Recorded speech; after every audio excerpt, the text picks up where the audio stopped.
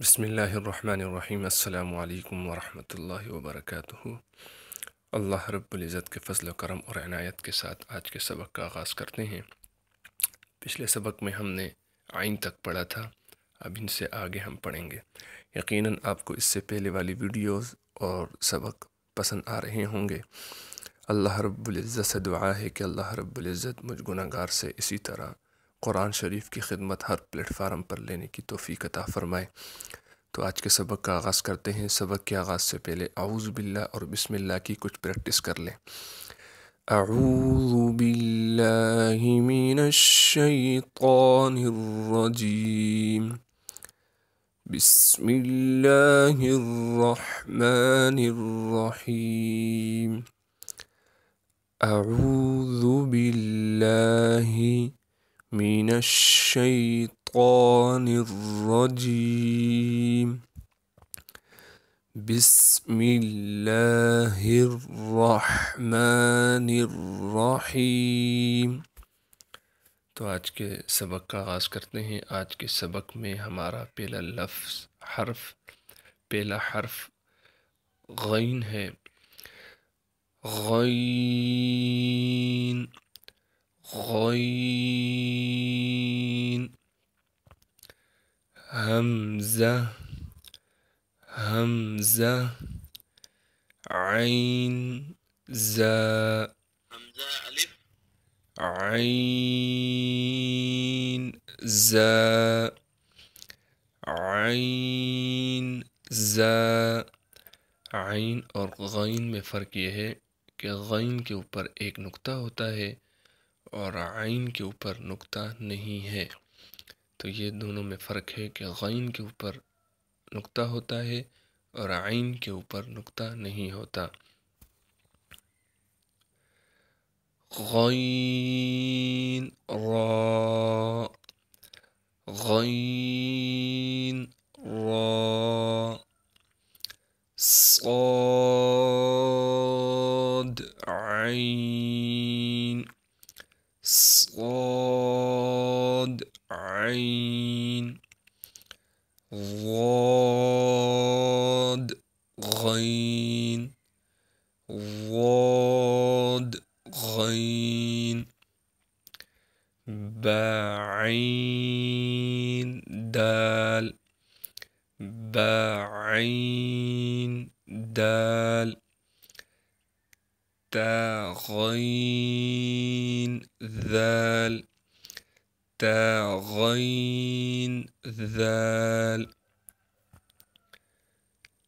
یہاں پر جو لفظ ہے اس میں تھوڑی سی میں تشریح کروں گا کہ اس کو اکثر ہم پڑھتے ہیں حمزہ الف، جبکہ یہ ایسا نہیں بلکہ حمزہ بشکل الف کہیں گے اس کو۔ یعنی بعض جگہ قرآن شریف میں ایسا الف لکھا ہوا ہوتا ہے اور اس کے اوپر حمزہ چھوٹا سا بنا ہوتا ہے۔ اگر آپ قرآن شریف میں دیکھیں تو آپ کو ضرور مل جائے گا کہ الف بنا ہوتا ہے اور اوپر حمزہ۔ آگے تختیوں میں انشاءاللہ آئے گا تو وہاں بھی میں آپ کو سمجھا دوں گا۔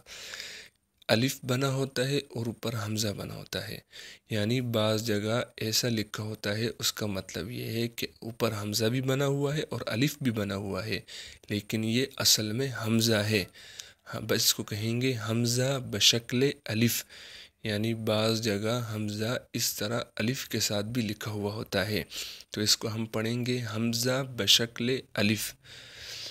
اور بعض جگہ ایسے واو بنا ہوتا ہے اور واو کے اوپر حمزہ بنا ہوتا ہے، تو وہاں پر بھی ہم اس کو واو نہیں پڑھیں گے بلکہ حمزہ ہی پڑھیں گے۔ جب اس کے اوپر حمزہ آ گیا پھر یہ واو نہیں پڑھا جائے گا بلکہ حمزہ پڑھا جائے گا۔ آگے تختیوں میں انشاءاللہ آئے گا، میں آپ کو ضرور وہاں پر بھی بتاؤں گا۔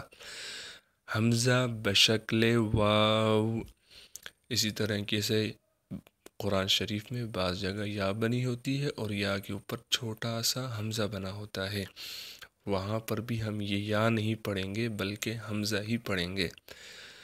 حمزہ بشکل یا۔ یقیناً آپ کو یہ چیز سمجھ میں آ گئی ہوگی، اگر سمجھ میں نہ آئے تو کمنٹس باکس میں ضرور پوچھ سکتے ہیں۔ فا، قاف، قاف واو قاف واو فا واو فا واو فا قاف لام فا قاف لام قاف فا لام قاف فا لام۔ یہاں پر ہم نے فا کو کیسے پہچانا کہ فا کے اوپر ایک نقطہ ہے اور نیچے شکل ایسے مڑی ہوئی ہے۔ یہ ہم نے فا کو ایسے پہچان لیا جیسے میں نے پچھلی سبق میں کہا کہ ایک نقطہ ہو اور نیچے شکل مڑی ہوئی ہو تو وہ فا ہوگا، اور اگر ایک نقطہ اوپر ہو اور اس کے نیچے ایسی شکل مڑی ہوئی نہ ہو تو وہ نون ہوگا۔ میں آپ کو بھی پچھلے سبق کے دکھاتا ہوں۔ یہاں آپ دیکھ سکتے ہیں کہ اوپر ایک نقطہ ہے اور نیچے شکل مڑی ہوئی نہیں ہے تو یہ نون ہے، اور یہاں آپ دیکھ سکتے ہیں کہ اس کے اوپر ایک نقطہ ہے اور نیچے شکل مڑی ہوئی ہے، تو یقیناً آپ کو یہ فرق فا اور نون میں سمجھ آ گیا ہوگا۔ فا قاف لام یا فا یا فا میم میم۔ یہ دو میم اس لیے لکھے گئے ہیں کہ بعض جگہ میم ایسے لکھا ہوا ہوتا ہے کھڑا کر کے لکھا ہوا ہوتا ہے، بعض جگہ ایسے بیٹھے ہوئے خوش خطی میں لکھا ہوتا ہے، جیسے آپ آگے دیکھ سکتے ہیں یہاں پر حامیم لام میم